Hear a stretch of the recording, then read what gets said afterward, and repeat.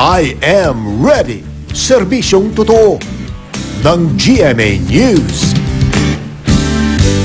Patuloy po ang pagbabanta ng bagyong Odette sa Hilagang Luzon. Sa bagong bulletin ng Pag-asa ngayong umaga, nakataas ang public storm warning signal number 3 sa lalawigan ng Batanes, signal number 2 sa Apayao at Cagayan, kasama ang mga isla ng Calayan at Babuyan.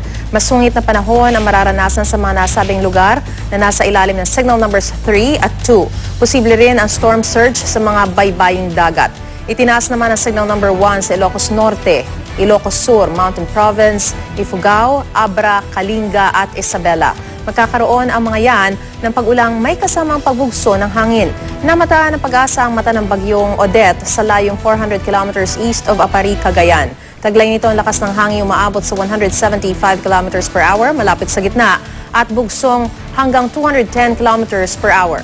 Kumikilos ang bagyo pahilagang kanluran sa bilis na 15 kilometers per hour.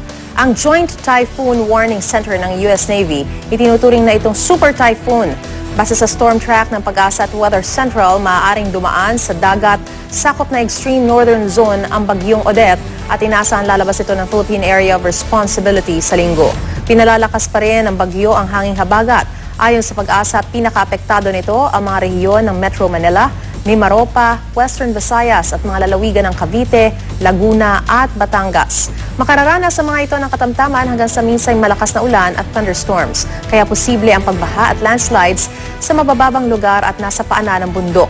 Nananatili ang gale warning sa mga dagat, sakop ng eastern seaboards ng Central at Southern Luzon at ng Visayas at maging sa western seaboard ng Southern Luzon.